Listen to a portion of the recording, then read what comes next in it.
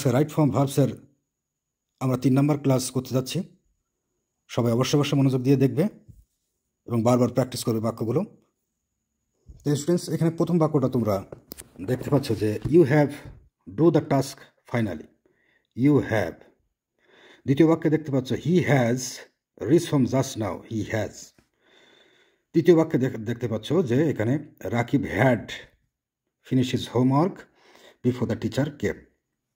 এখানে যে 3টা বাক্য আছে, তো আমরা সবসময় খেয়াল রাখতে হবে আমাদের হ্যাভ, হ্যাজ, হ্যাড প্লাস ভার্বের পাস্ট পার্টিসিপল। সবসময় এটা মনে রাখতে হবে। হ্যাভ, হ্যাজ, হ্যাড থাকলেই সাহায্যকারী ক্রিয়া হিসেবে হ্যাভ, হ্যাজ, হ্যাড থাকলেই তারপরে আমাদের অবশ্যই ভার্বের পাস্ট পার্টিসিপল ফর্ম লিখতে হবে, বা তোমরা যেটা পরিচিত V3 নামে সেই ফর্মটা আমাদের এখানে ব্যবহার করতে হবে। ইউ হচ্ছে সেকেন্ড পার্সন। ইউ এর পরে হ্যাভ ব্যবহার করা হয়। তো ইউ হ্যাভ, ডু এর পাস্ট পার্টিসিপল ফর্ম হচ্ছে done. You have done the task finally, অবশেষে। তাহলে আমাদের সবসময় মনে রাখতে হবে যে প্রেজেন্ট পারফেক্ট টেন্স যখন থাকবে তখন আমাদের সবসময় কিছু ক্লু দেওয়া থাকবে। অধিকাংশ ক্ষেত্রে এখানে ফাইনালি, অবশেষে তুমি তোমার কাজটি করেছো। করেছি, করেছেন, এরকম যদি বাংলা বাক্য শেষে থাকে তাহলে সেগুলোকে আমাদের প্রেজেন্ট পারফেক্ট টেন্সে পরিবর্তন করতে হয়, বা প্রেজেন্ট পারফেক্ট টেন্সে সেগুলো লিখতে হয়। তা you have done the task finally, অবশেষে তুমি কাজটা করেছো। তাহলে এখানে হ্যাভ আছে বলে আমাদের চোখ বুঝে এখানে মূল ভার্বের পাস্ট পার্টিসিপল ফর্মটা এখানে ব্যবহার করতে হবে। দ্বিতীয় সেন্টেন্সে দেখো হি has reach home just now. Just now, যদি জাস্ট নাও থাকে তাহলে সেই সেন্টেন্সটাও প্রেজেন্ট পারফেক্ট টেন্সে করতে হবে। আর আমরা তো জানি যে হ্যাভ, হ্যাজ, হ্যাড থাকলে V3, তাহলে রিচের V3 কি হবে? Reached. REACH, reached. He has just reached home just now, তিনি এইমাত্র বাড়িতে পৌঁছেছেন। তো সেন, করেছেন, করেছি, এরকম থাকলে সেটা প্রেজেন্ট পারফেক্ট টেন্সে পরিবর্তন করতে হয়। Rakib had finish his homework before the teacher কেম, এটা হচ্ছে পাস্ট পারফেক্ট টেন্স। তো পাস্ট পারফেক্ট টেন্সের ব্যবহার সচরাচর সিঙ্গেল খুব কমই দেখা যায়। এটা 2টা অতীতকে একসঙ্গে প্রকাশ করার জন্য পাস্ট পারফেক্ট টেন্স ব্যবহার করা হয়। দুইটা কাজ যদি অতীতে ঘটে, যেটা আগে ঘটে সেটা হচ্ছে পাস্ট পারফেক্ট টেন্স, এবং পরে যেটা ঘটে সেটা হচ্ছে পাস্ট ইনডেফিনিট টেন্স। এই জন্য আমি এইভাবেই লিখেছি। তো এখানে যেহেতু হ্যাড আছে তাহলে কি হবে? রাকিব হ্যাড ফিনিশড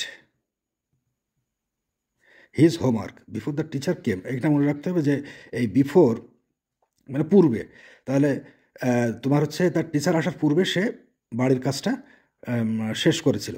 তো এইখানে যেহেতু টিচার আসার আগে সে বাড়ির কাজটা করে ফেলেছে, সেই জন্য এটা হচ্ছে আগে করেছে বলে এটা পাস্ট পারফেক্ট টেন্সে করতে হবে, আর টিচার পরে এসেছে বলে এটা পাস্ট ইনডেফিনিট টেন্সে করতে হবে। তো এখানে যখন ব্র্যাকেট ভার্ব যদি এখানে দেওয়া থাকে তাহলে Rakib had finished his homework, আর যদি বিফোরের পরে যদি এইখানে যদি গ্যাপ দেওয়া থাকে এইখানটায়, তাহলে রাকিব হ্যাজ ফিনিশড দেওয়া থাকবে এখানে his homework before the teacher came. এখানে যদি কাম দেওয়া থাকে তাহলে উত্তরটা লিখতে হবে কেম, কেননা বিফোর পূর্বে এই কাজটা হয়েছে, পরে এই কাজটা হয়েছে, এই জন্য এটা পাস্ট ইনডেফিনিট টেন্সে হবে। এবার পরের বাক্যগুলোর দিকে একটুখানি খেয়াল করো। I not play cricket everyday, he not go to school regularly, they not work yesterday.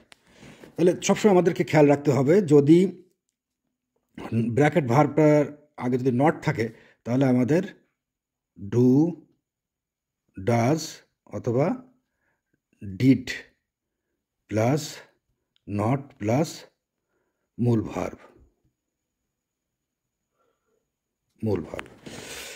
I not play cricket everyday, প্রতিদিন। তাহলে এটা প্রতিদিন যেখানে বোঝায় সেটা হচ্ছে প্রেজেন্ট ইনডেফিনিট টেন্স। তাহলে প্রেজেন্ট ইনডেফিনিট টেন্স আই এর পরে কি হবে? I do not play. I plus do not plus ভার্বের প্রেজেন্ট ফর্ম।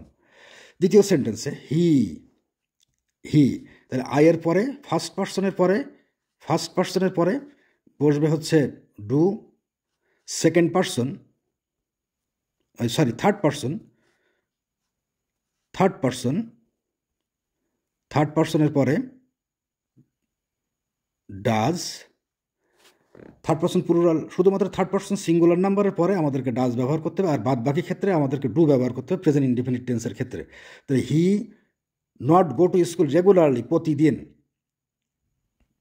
রেগুলারলি নিয়মিত, নিয়মিত, হি not go to school regularly, নিয়মিত সে স্কুলে যায় না। তাহলে হি এর পর এটা প্রেজেন্ট ইনডিফিনিট টেন্স, যেহেতু রেগুলারলি থাকলে সেটা প্রেজেন্ট ইনডিফিনিট টেন্সে করতে হয়। He does not go to school regularly. আমাদের তাহলে কি হবে, ফার্স্ট পারসন থাকলে ডু, সেকেন্ড পারসন থাকলে do, third person singular number হলে ডাজ, আবার থার্ড পারসন প্লুরাল নাম্বার হলে ডু। এটা আমাদের সবসময় মনে রাখতে হবে।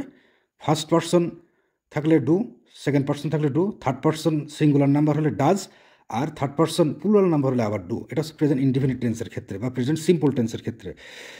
এবার পাস্ট ইনডিফিনিট টেন্সের ক্ষেত্রে বা পাস্ট সিম্পল টেন্সের ক্ষেত্রে আমাদের কি করতে হবে, সব সময় সব আমাদের পার্সনের পরে ডিড ব্যবহার করতে হবে। সব পার্সনের পরে আমাদেরকে ডিড ব্যবহার করতে হবে। দে নট ওয়ার্ক ইয়েস্টারডে, গতকাল, তারা গতকাল কাজ করেনি। তাহলে এইখানে যেহেতু ইয়েস্টারডে আছে পাস্ট টেন্স, তাহলে দে ডিড নট ওয়ার্ক, এখানে ডিড ব্যবহার করতে হবে। তার পাস্ট টেন্সে যে কোনো পার্সন থাকলে তারপরে আমাদেরকে ডিড ব্যবহার করতে হবে, যদি ব্র্যাকেট ভার্বে যদি নট থাকে তাহলে। তাহলে এটা আমাদের খেয়াল রাখতে হবে ভালো করে, যে ব্র্যাকেট ভার্বে যদি আমাদের নট প্লাস ব্র্যাকেট ভার্বের আগে যদি আমাদের নট থাকে, তাহলে সেই ক্ষেত্রে প্রেজেন্ট ইনডিফিনিট টেন্সে যদি সাবজেক্টটা যদি ফার্স্ট পারসন বা সেকেন্ড পারসন থাকে তাহলে ডু নট, যদি থার্ড পারসন সিঙ্গুলার নাম্বার হয় তাহলে ডাজ নট ব্যবহার করতে হবে। এটা আমাদের অবশ্যই খেয়াল রাখতে হবে। আর পাস্ট টেন্সের ক্ষেত্রে, পাস্ট ইনডিফিনিট টেন্সের ক্ষেত্রে সবসময় ডিড নট ব্যবহার করতে হবে যে কোনো পার্সনের পরে।